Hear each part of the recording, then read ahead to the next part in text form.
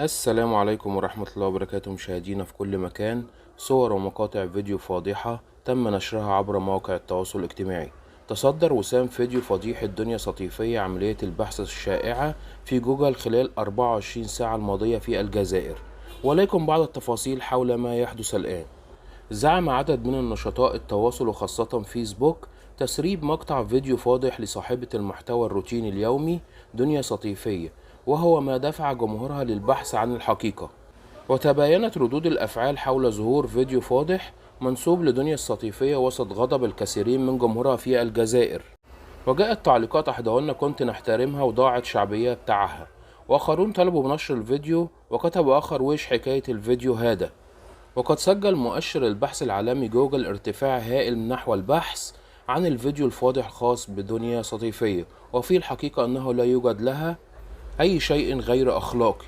وبالرغم أن العشرات من نشطاء التواصل أكدوا في التعليقات أنها ظهرت في مقطع لا أخلاقي، إلا أنها لا تزال آراء غير مؤكدة، ويبدو أنها حملة للنيل من سمعتها.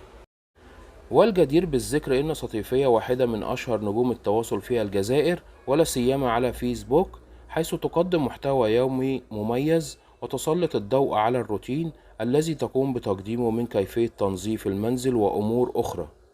ولعل ما زاد من حب الناس لها ظهورها بشكل مؤدب، وتحرص على ارتداء الحجاب، كما تبتعد عن الملابس التي تثير استياء المتابعين.